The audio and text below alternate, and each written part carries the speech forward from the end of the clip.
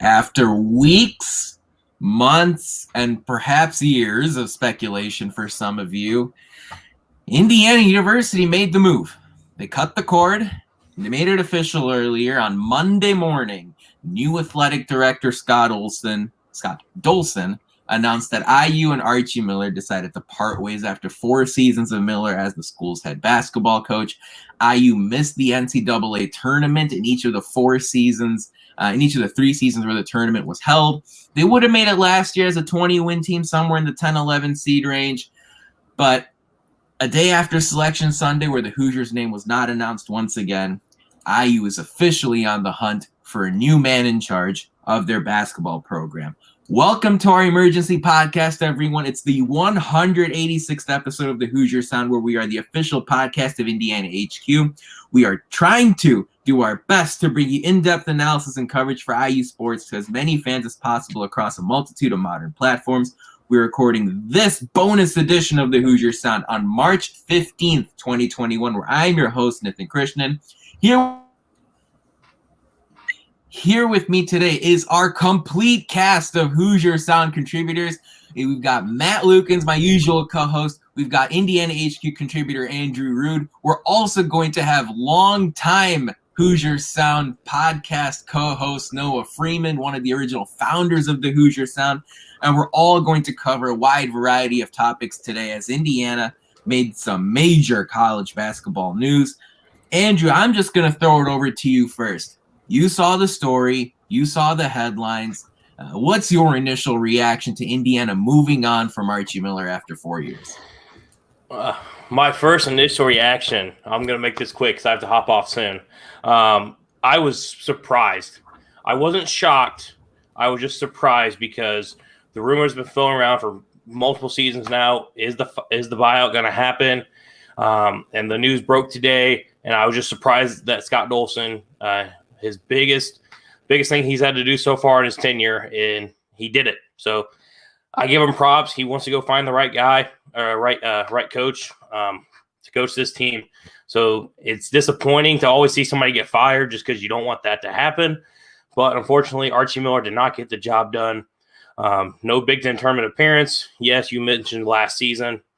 They would have made it if COVID hadn't happened. But, hey, it's college basketball. Anything can happen. Multiple inconsistent seasons. Second year, you had the 12 lost the 12 out of 13 games in the middle of a season. I think there's been very little progression in many of the players. Not a lot of development going on. The culture of Indiana basketball, we don't know what it is.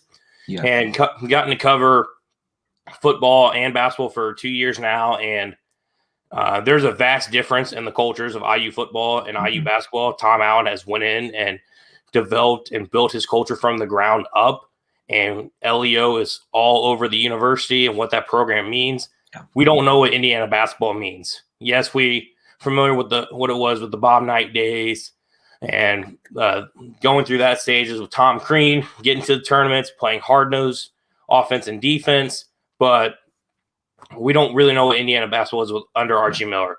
Defensive-minded basketball, but offensive inconsistencies all over the place, shooting woes night in and night out. And it's not just on Archie Miller himself. It's the entire program. It's the coaching staff. It's the players as well. Yes, I'm talking about saying the players are definitely held accountable for this as well. It's about getting into the gym, getting shots up, working on your game when hours are dim at night, getting coaches in to work in with you. Anybody can go shoot after a game. I know there was multiple pictures of guys like Anthony Leo and Trey shooting after games. But if you don't have a coach there working with you, developing your shot, trying to fix it, nothing's going to happen with that. You're just shooting wrong, and it's just going to get worse from there on out.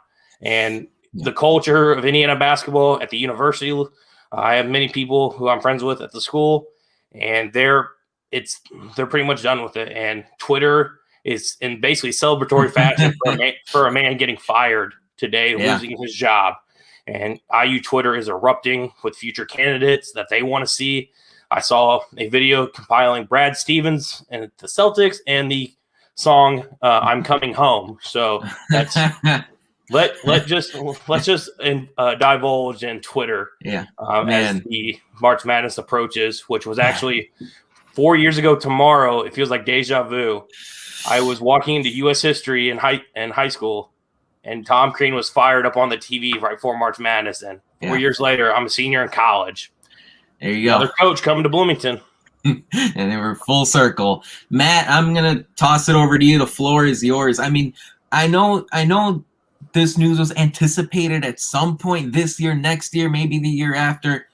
It's still a very rare and honestly historic occasion when Indiana's on the look for a new basketball coach.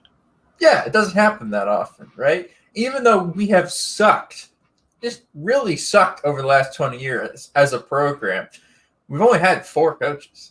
So this doesn't happen all that often. It's a very rare occasion when it happens. We're not just firing people willy-nilly out here. It's really a serious thing if we're looking for a new head coach, and that includes, Kelvin Sampson, who will be in Bloomington this week with his Houston team, who got fired after he was there for 2 years maybe, and then had some scandals and then was let go. How silly that looks now, given the current state of college basketball. Anyways, but I'm excited for all the new. Somebody's looking. We were talking about this for the podcast, but apparently there's a Pigs post about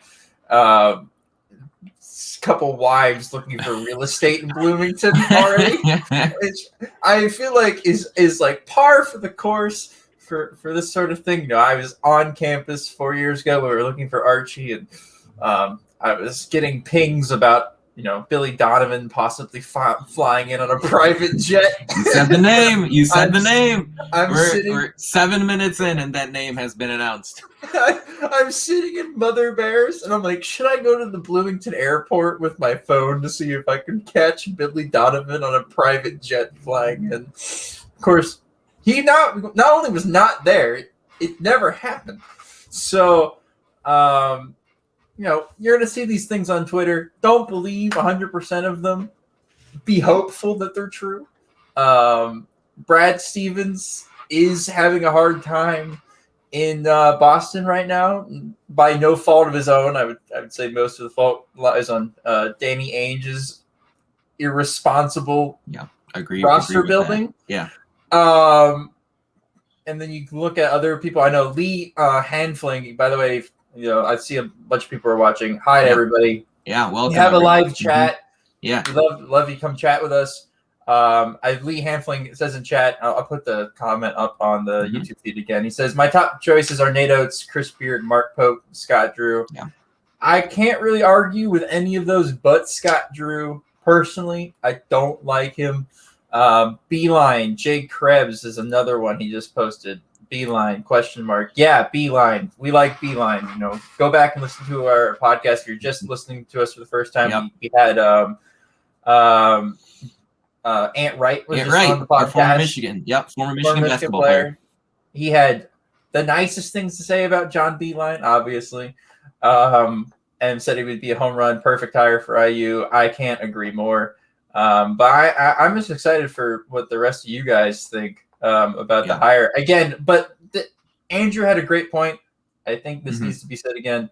A man just got fired, right? He got paid. So happy for him, he just got $10 million. But he did just get fired. His family still does live in Bloomington. He's going to be looking for a new job. We can celebrate it all we want that it's over, but there's also a human part where the players that committed to this coach are going to be sad. Like you saw Trace posted a frowny face on Twitter. And they're family, right?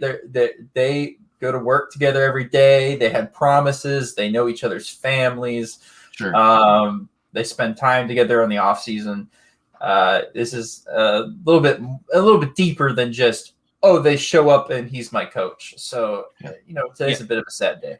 Yeah, Matt, you're right there. And I think before going to Noah's comments, I think he's fired. He's got a family and all that. I wish him the best. I mean, Indiana is a difficult place to coach because the fan base is very big on basketball. And if you don't get the job done early on, the fan base is going to be all over it. So I've no doubt he'll get a job somewhere else. But unfortunately, I have to run. But I'm going to give my last thoughts. I mean, 4 years, Yep. 4 years, you don't make the tournament. You struggle in the Big Ten every single year. Very few players developed. Yes, you won the recruiting battle, but Purdue never beaten Purdue. I finally mentioned that. I haven't gotten to mention that yet. You don't even beat your rival. 9 straight losses to Purdue. Yeah. A change is needed, so I got to run, guys. But new basketball coach coming to Indiana. Hopefully, we'll see who it is. Yeah, we'll have you on the podcast more in the weeks to come, Andrew. Thanks for stopping by. I know it's a big day for IU basketball fans everywhere. I'm going to toss it over to our good friend Noah, the co-founder of this podcast, and I know he's got all sorts of thoughts and opinions on how the season ended. Yeah, guys, it was just Thursday night when IU lost to Rutgers to finish their season on a 6-game losing streak. Noah, your general thoughts, your reactions as to where the program is now after Archie Miller's firing. We're at critical juncture right now. We're at red flags right now everywhere because firing, Matt's point to the human element, it's not as easy as saying Archie Miller is fired and all of our problems are solved. That's almost it's still Archie Miller being fired almost puts it even more into a deeper hole before being able to climb out of it, just because remember there's going to be a new coach coming in, and a new coach coming in, there's a lot of changes that need to happen. And it's just like, there's more moving steps than just someone's leaving and everything's fixed, because 4 years ago, that's what we thought was going to happen too. And here we are 4 years later with more or less the same problem. And my comments the entire time was, I was going to be fine with this particular outcome if Indiana had someone lined up. And we're going to talk about that specific part coming up in a second. But if you didn't have someone lined up, there was no point in firing Archie, because you're just going to be in the exact same spot that you were 4 years ago. It takes a lot longer to rebuild than people think. And when you've got the situation that IU basketball currently is in, I feel really badly for the coach that's coming in. He's going to have to produce in a lot shorter amount of time than what coaches should get. Archie Miller got the amount of time that he should have had. And all indications, even a couple of years ago, was looking like, hey, he's progressing the way you're supposed to. It's not most coaches, the vast majority of coaches don't get something done in the first year, the first 2 years. It's very rare. But now the coach coming in is going to have to produce with whatever he's got on the court. And there's just so many moving parts, like who's going to transfer, who's going to stay, who's going to do all this type of, like, there's just so many moving parts, let alone just literally hiring the actual coach, that it's not as cut and dry. But I'll reiterate again, I think it's okay. I think the comments that Scott Dolson made saying that he's not going to have a search committee, and there were a bunch of other things, like there were some other comments. It's going to be hard for us to reference the correct people. We'll probably say that first and foremost on today's podcast, just because there's so many people saying so many things. Yeah. It's hard to give the credit to whoever said it. But other people were saying that IU had been putting feelers out for the past few weeks, and it seems like all indications right now are leaning more towards that IU has someone in their back pocket more than, hey, it was just a bye, we'll figure it out later type of thing. Yeah, and just to put some facts and quotes and numbers to this whole thing, Archie Miller was 67-58 during his time at IU, 33-43 in conference play. He never won more than 9 games in the Big Ten in a single year. He never won more than 20 games in a regular season. It was originally a 7-year contract that Indiana hired him to achieve, and after 4 years, the parties have decided to call it quits. From Scott Dolson himself, the first year as in his tenure as the athletic director is Indiana. At Indiana, he pointed out a couple of things. First of all, I know there are a lot of you who are questioning them, have questions about the buyout, especially in the situation in this pandemic.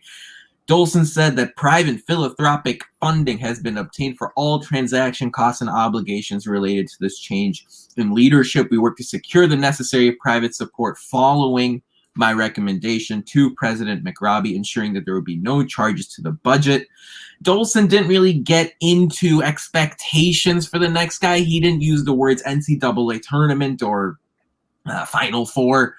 For example, he did say that he has high expectations for our program, and we have not competed at a level within the conference or nationally that I believe we should. So just to give all of you a general layout of what's going to happen here, we're going to talk about what went wrong at Indiana first in the Archie Miller tenure, and then we're going to talk about the current state of the program, different thoughts and opinions and questions related to the players on the team. And then we're going to round it out with, I know the question all of you have in mind, who are some of the potential next options as Indiana's head coach, and what criteria are you looking for? So, Matt, I'm going to throw it to you first as far as just in general, over the course of the 4 years, what went wrong? Is it one thing in particular, or is it a list of 75 things that we don't nearly have the time to go through here in this Monday afternoon?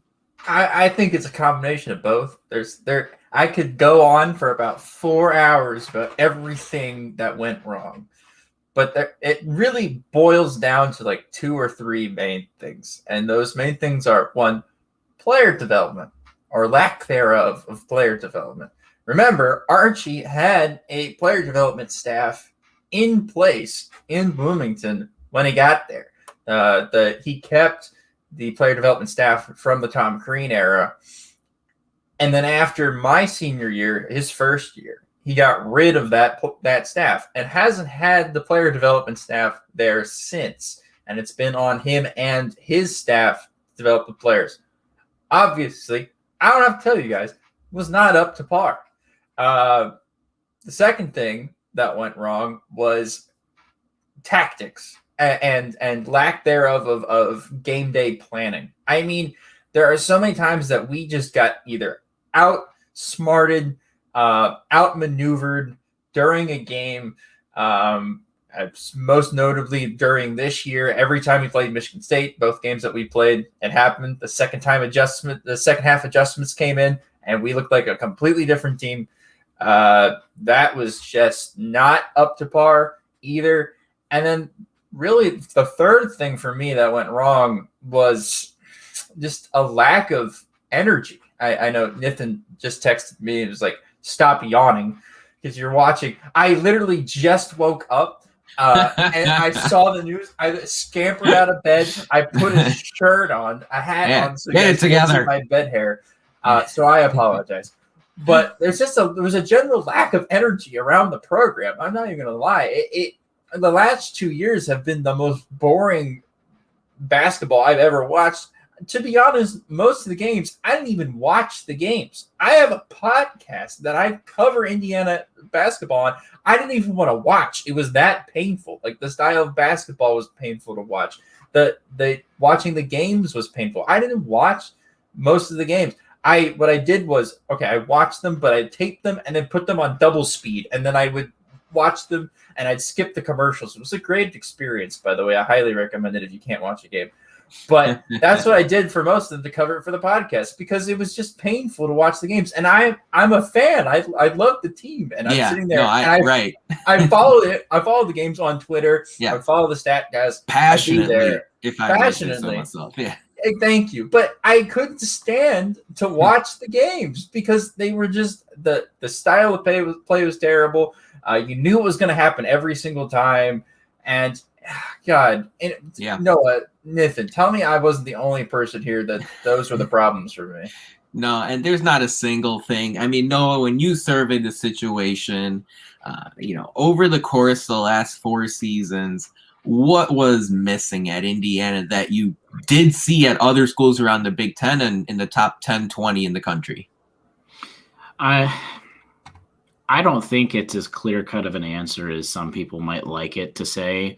I think there were multiple things that went into more along the 4-hour answer instead of just there was this one thing wrong. But I think if you're going to sum a couple things up, Jay Krebs that said earlier, player development and offensive style. And those are probably the 2 keys things that are going to be mentioned.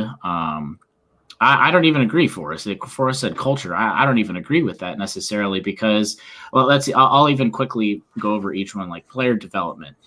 I don't think it's as clear-cut of an answer because you've got someone like Rob Finnessy, who I feel like was his freshman year was this he was a freshman guard that was doing way better than predicted. He was all the way up here.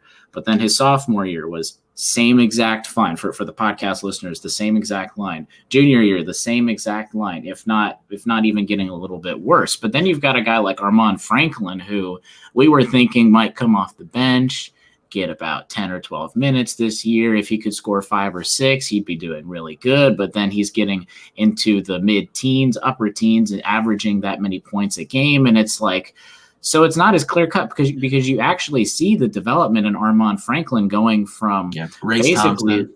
yeah, exactly, yeah, or like Armaan was last on the bench basically last year, and then he gets to being a pivotal starter, a guy that was Huge. Extremely important for this team. But then a guy like Rob Finney, it almost feels like he's gotten worse. So like that's not as clear cut of an answer, since like it's not happening in some places, but it is in others. And then I think offensive style is probably the thing I would lean more towards and the most towards in terms of things that could have changed that didn't. I feel like the offensive style was a little dry. It was a little bland. And the part that as longtime listeners know that I'm a teacher, and sometimes there is a moment where you have to really stay firm with what you're believing. And there is a moment where you do have to change. And I think there were a lot of decisions that people would have said Archie needed to change this, where I actually would have agreed with Archie. He needs to stand firm, but offensive style and the offensive, all of it, I think that is where he could have and should have changed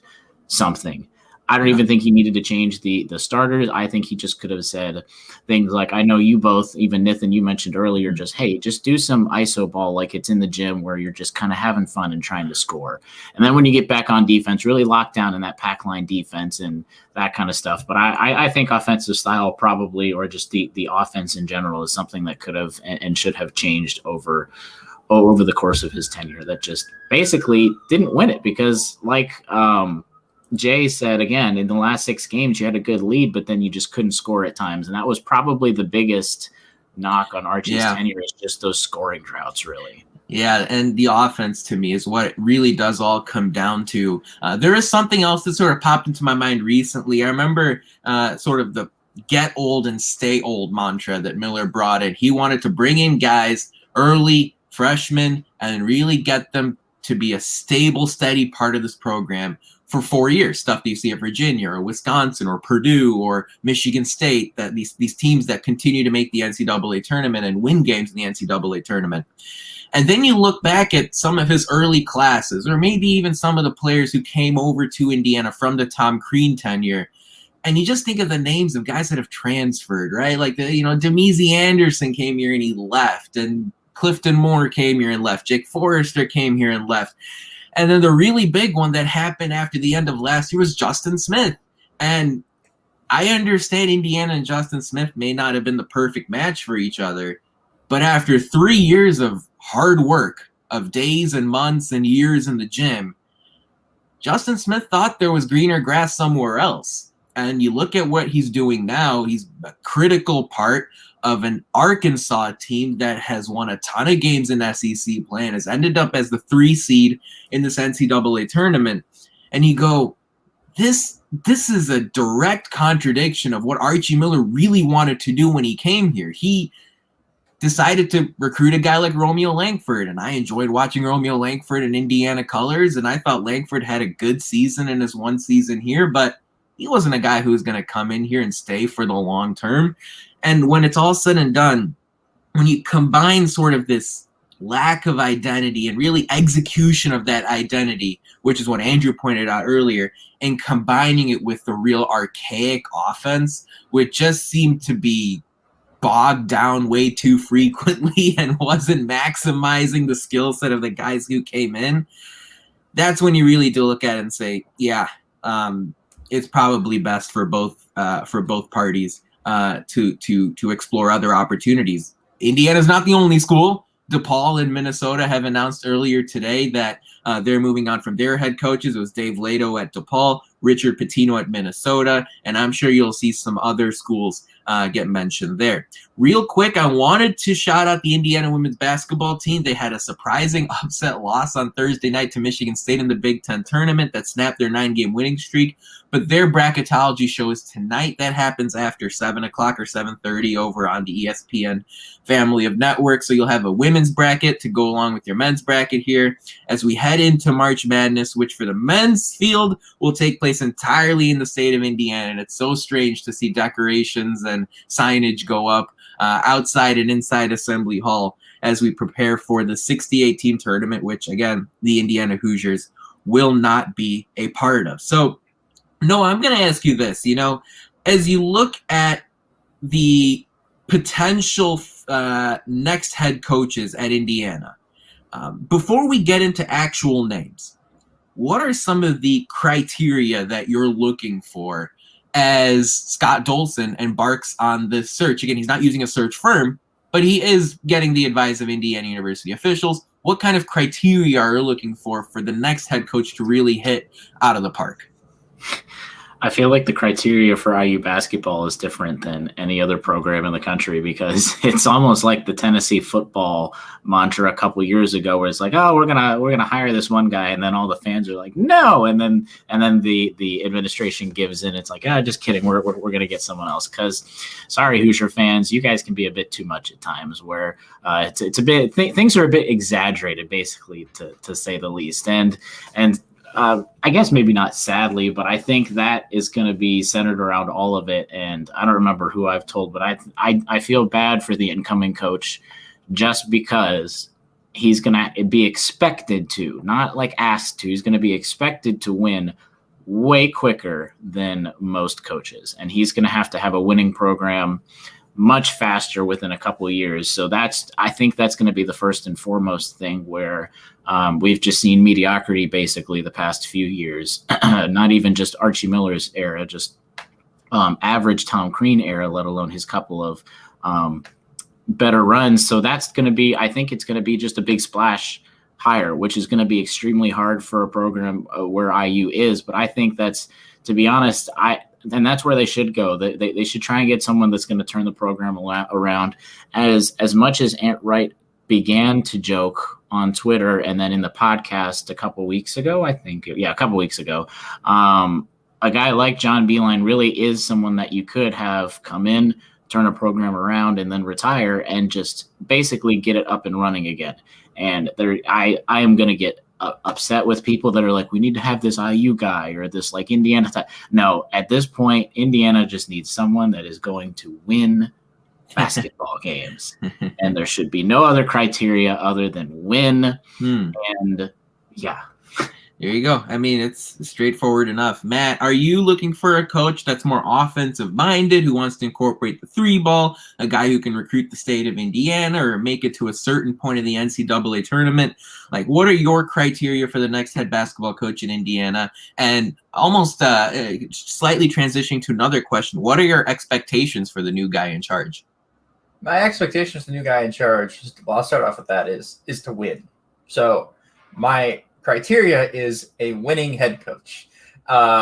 Really going out on a limb there. But on a serious note, I think the last time, Noah and I were sitting there for when Archie was hired back in the day, way before even Nithin was on the podcast. And I remember we were all like, we want a defensive head coach. Well, look how that turned out this time. So honestly, I'm not looking for a style of coaching at all. I want a coach that can come in, win with this roster on day one, and build a strong foundation for the program.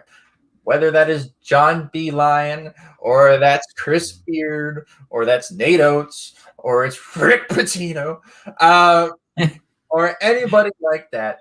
I'm looking for somebody who can win with this roster. So that is probably the number one for me, because as a fan base, I don't like this roster is talented enough. Let's be honest. For sure. I completely agree with that. To be in the NCAA tournament. I'm not talking that the new coach has to come in and win the Big Ten title next year, which is going to be a weaker Big Ten, by the way.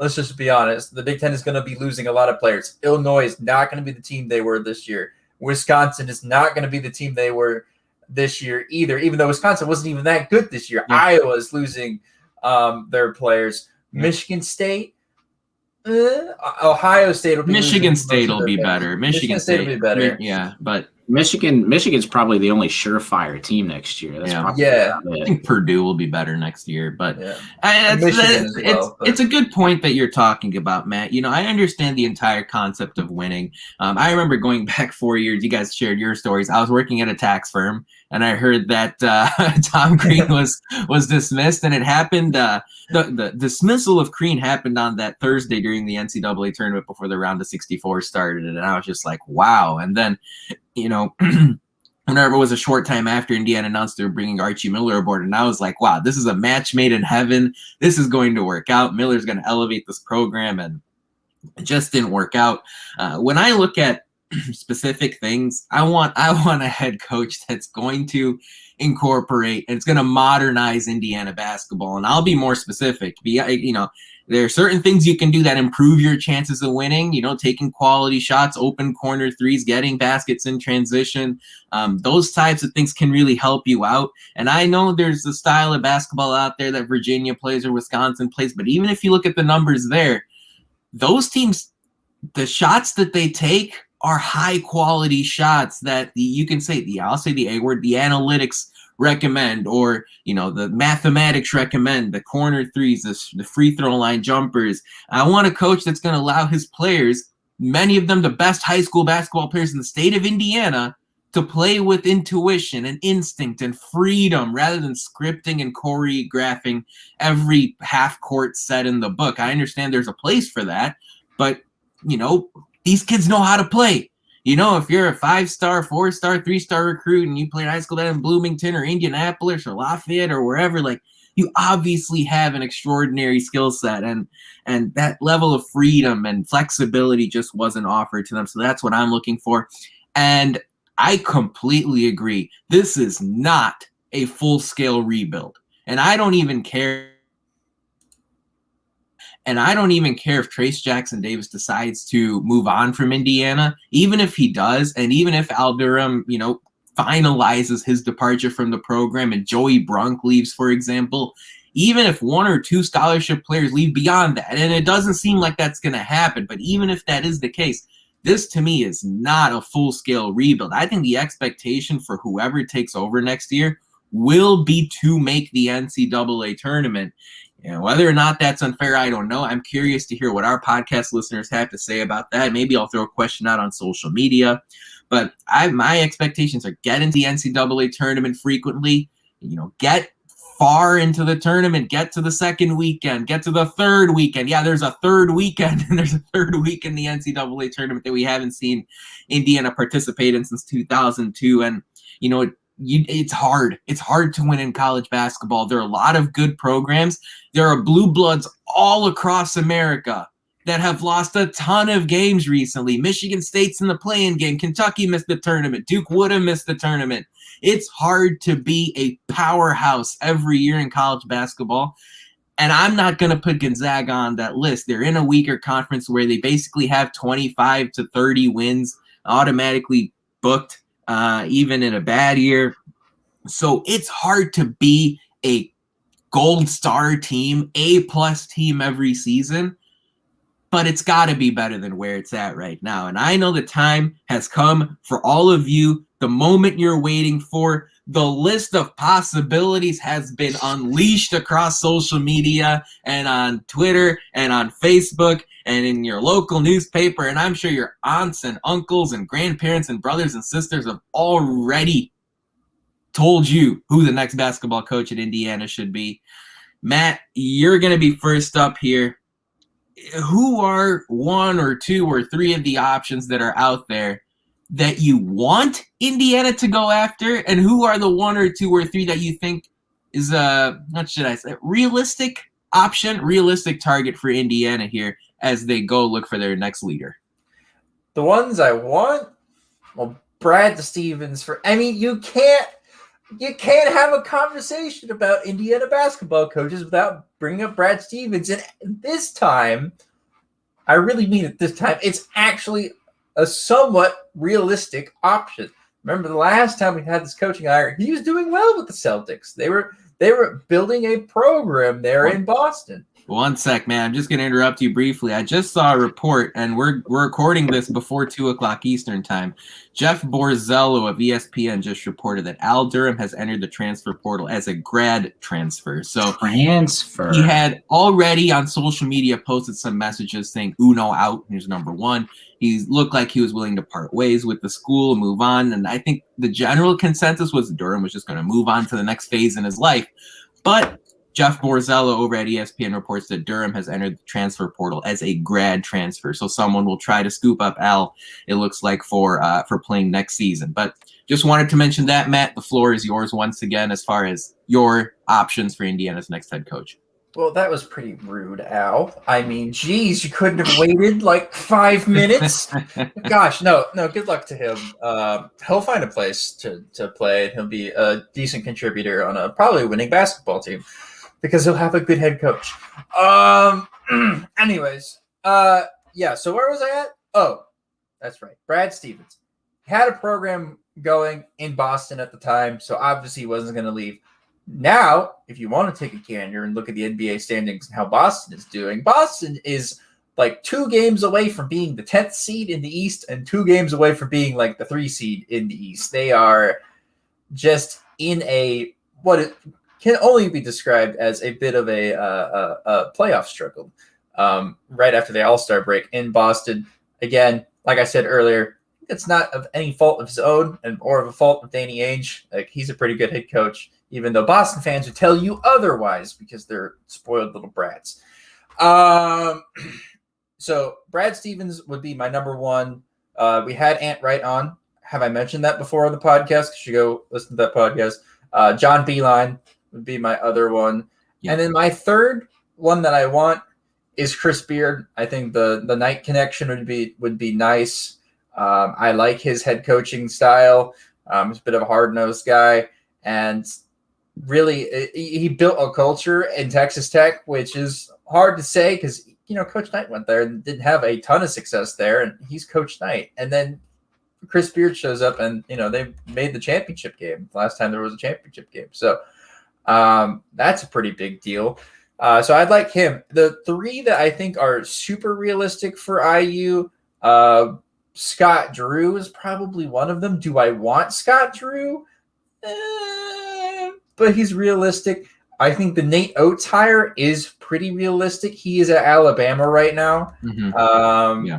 And they could probably pay him a ton of money. We'd have to pay for him. But, Alabama is not a destination school for basketball that IU is.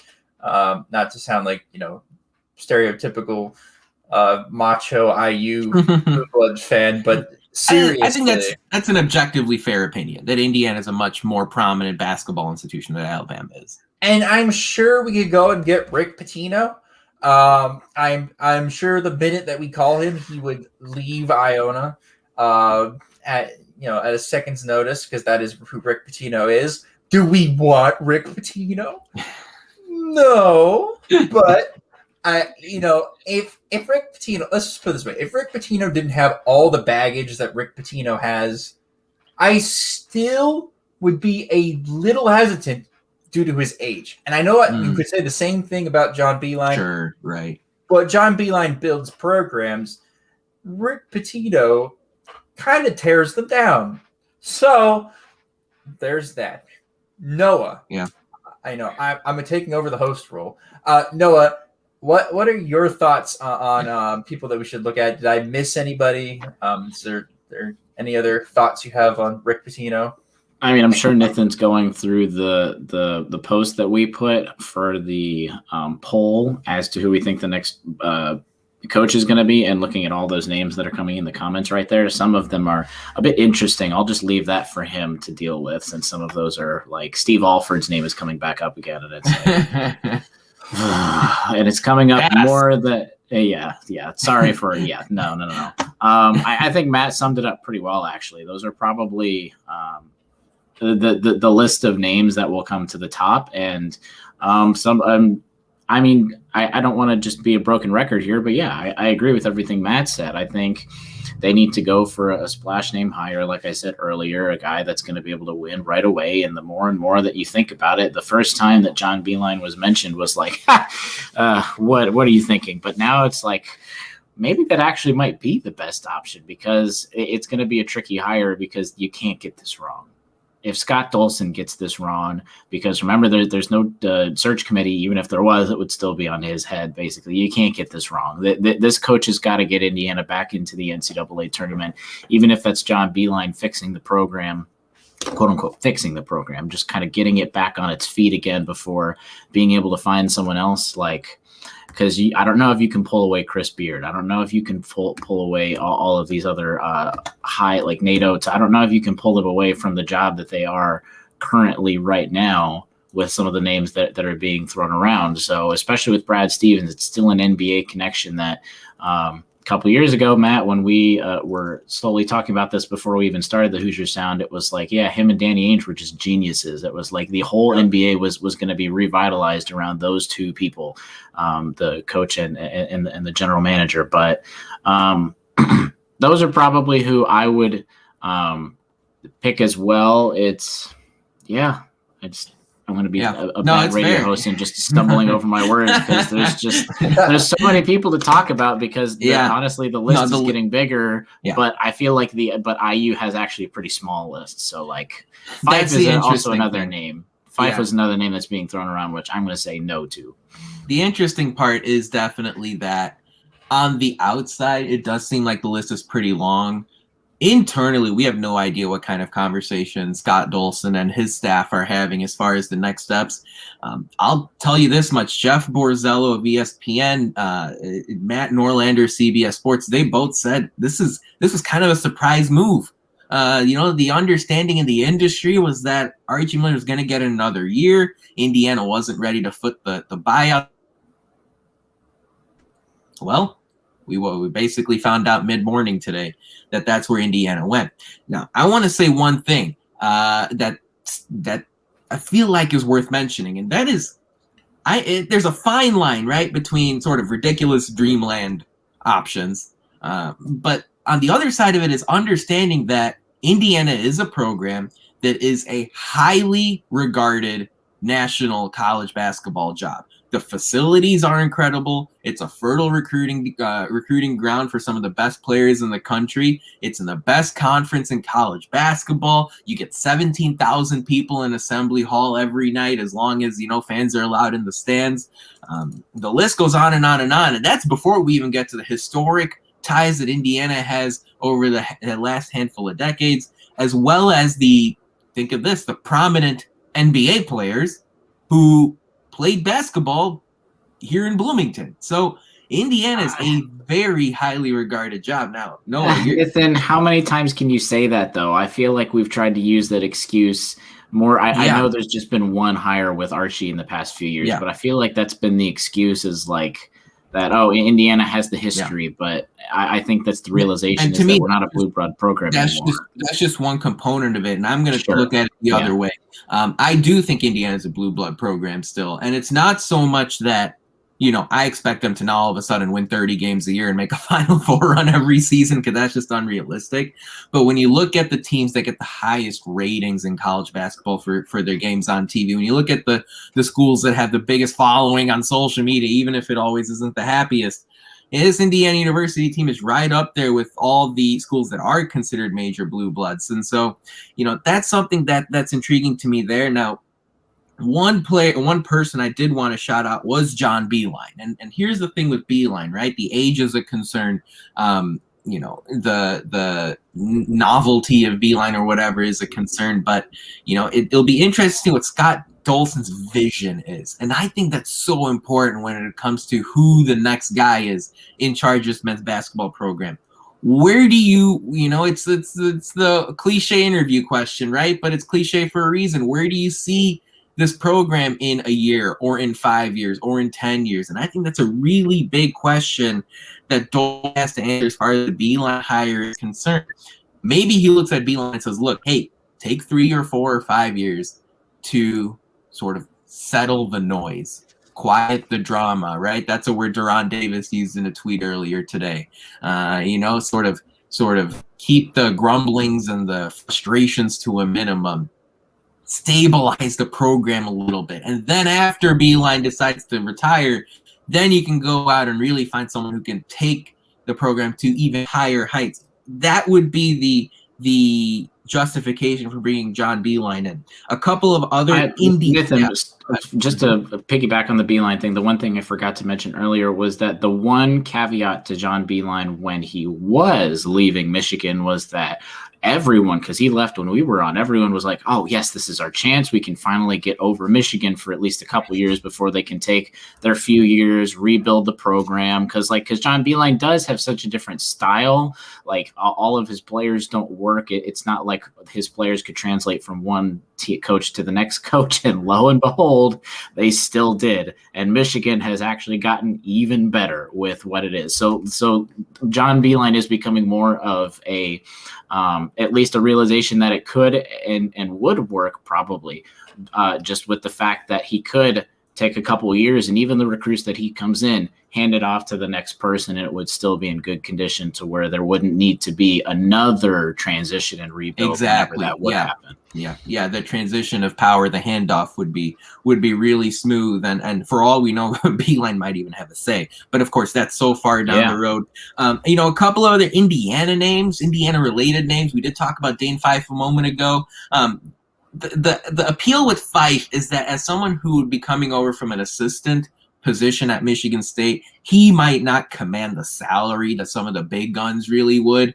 You do have the expense related to Archie Miller's buyout. I know a private donor is funding it, but it's still something that, you might have to balance out. Michael Lewis, the school's second highest assist leader as far as the program is concerned. Yogi Ferrell recently passed him before Ferrell left the program. Lewis is an assistant at UCLA, and he would be sort of a new, modern age type of assistant hired to bring in. Mike Woodson is an older alum of the program with Bob Knight connections. I don't know if that's who's kind of that Indiana guy with the Bob Knight connections. That's who Woodson would be. So there are a ton of options. We don't know where Dolson's mindset is right now. But Matt, overall, as we sort of wind things down today in this historic, crazy afternoon in the Indiana basketball world, what are your final thoughts as far as, hey, what options are out there, as far as the direction this program is heading in, and sort of your message to the folks that listen to us or follow us on social media? I want the program to offer the best person for the job, and then get him the job. That's all I'm asking for, is make the correct hire. That's it. It doesn't have to be pretty. It doesn't have to be the name that I talk about right now. But 4 or 5 years down the line, I want to look back and be like, I'm so glad they hired blank, because we made the Sweet 16 twice. We have an Elite 8 team currently. And, maybe that first year was a little bit rough. We barely made the tournament, got knocked out in the round of 64. But you know what? It really turned around, and I'm so glad that we have insert high school freshman right now on our team playing for us. It's so much fun. I love Indiana basketball. That's all I want. I want to go back to having fun covering this team. Yeah. And currently under the Archie Miller era, that's not the case. I know I've offered a lot of really hot takes in this podcast, but seriously, I want them to make the correct hire, which means don't rush it, right? If you have a candidate that you have in your back pocket right now, great. But wait a couple weeks. Obviously keep the relationship with that person, but put feelers out there. Find out who could possibly be interested in the job, how much they're gonna want, and what are the stipulations with that. There's a lot of stuff that goes into hiring a head coach. It's not just how much do you want to get paid. It's help on buying a house, Bloomington. It's certain stipulations with what they want to be done in the program and practice scheduling and what players they want to keep or let go. There's a lot of stuff that goes on with the more than just like a blank paycheck. And look, it won't be blank. That's for sure. And it will not be a blank paycheck. They were not going to pay somebody $75 million a year to coach at IU. Even though I would like to pretend like that would be worth it.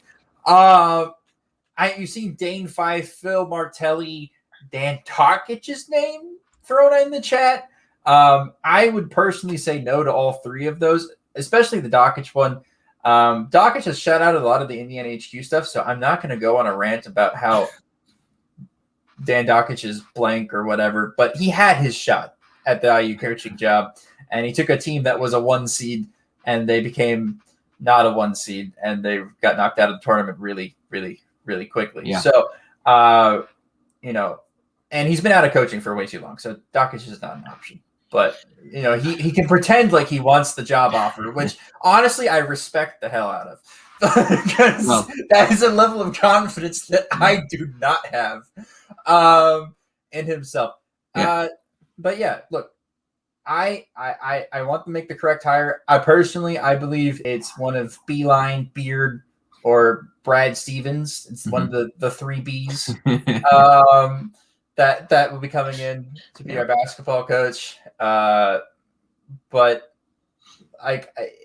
it's just we're at a point now where it's like I like talking about this stuff, but it's so hard because we have such an audience now, Nithin, that it's so hard to throw out names willy-nilly without knowing that there's actual factual information. So anything that's said on this podcast, we don't have a ton of information on. We've heard that IU has somebody in mind. We've heard that they're willing to go out of their way to hire people, but that's what the university is supposed to say. So there's really not a lot of information that we can go off of right now, and that's floating around.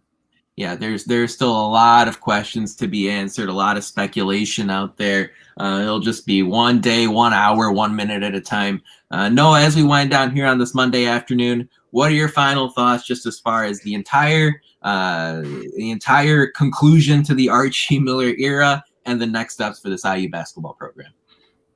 The first thing I can say to fans is and again, it's the loud majority. It's never, or the loud minority. It's never the quiet majority. But oh my gosh, for Pete's sake, be quiet. IU fans, I have no doubt, have probably ruined some relationships at time with just the amount of constant negativity there. And that could potentially really come into play with someone making a decision. Do you really want to have all that backlash? Because again, they're going to have to produce super quick. And is it worth ruining your career? And that could cross a couple of those high name list people off with the way it's going. And we're already going to start coming in and seeing, like, there was a quote that we just got from Indiana HQ that India, who came on our podcast a while ago, said about Armand Franklin. It just happened. Quote, "It just happened. We'll sit down as a family and talk about it. You want to see who is the coach, who would be the coach to determine what our process will be."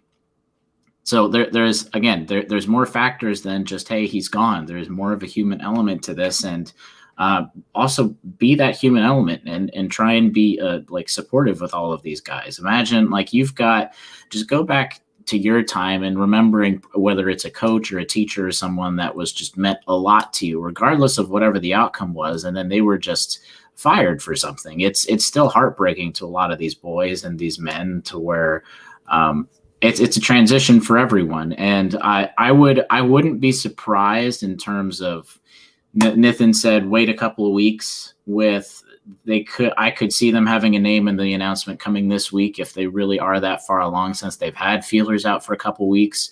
I wouldn't be surprised if they waited to, let's just say, like Chris Beard is right there, to when he's out of the tournament, basically, or because I would doubt, with the tournament being a couple days away, any of those current coaches that are in the tournament would say, hey, let's go for it, and I'm going to be hired before we even make because the ones that we're talking about are ones that have a stake in the Final Four, Yeah. right? Especially when it's the NCAA tournament and you could be a 6 seed and you're still a contender for the actual title just because anything happens in the NCAA tournament. Yeah, I wouldn't be absolutely. surprised if you had to wait. So it's going to be a crazy couple of weeks. I mean, I don't even know if you guys are going to pod tomorrow night with stuff, but I guarantee by the time this podcast is produced to the audio listeners that some other news is going to come Something out or that another. happen. So Yeah. we're going to end around like 2:30 ish Eastern time. So whenever you can timestamp that Twitter thing, and why didn't you guys mention that? That's why.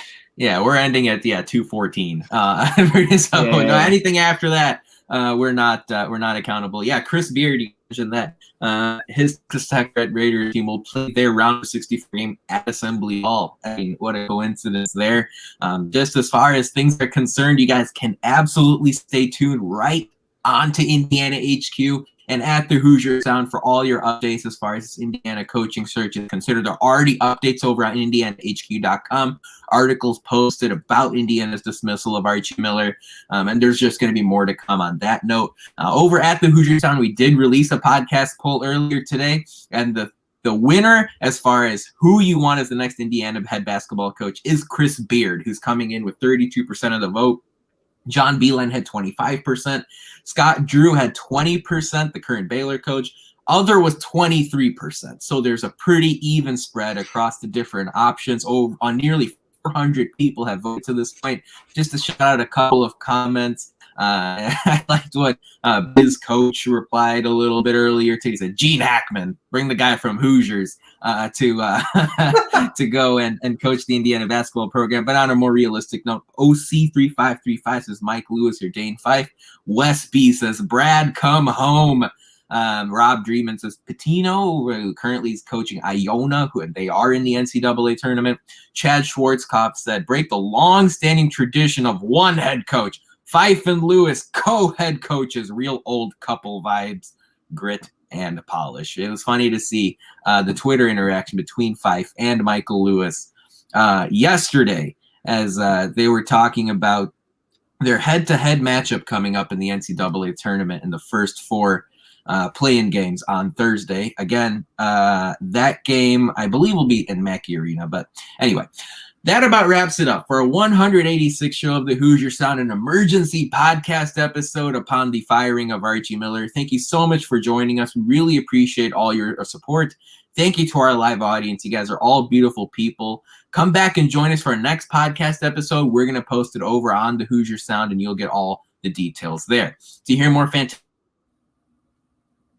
To hear more fantastic episodes like the one you heard today, be sure to follow Indiana HQ over on Twitter to make sure you don't miss any in the future. You can also follow us at the Hoosier Sound or go to our website, IndianaHQ.com, to find everything in one place. Lastly, if you enjoyed our show, leave us a review, tell a friend, share our links. Your support really helps us grow this podcast and reach more passionate IU fans, such as yourself. But as always, thank you for listening, Hoosier Nation, and we'll see you next time.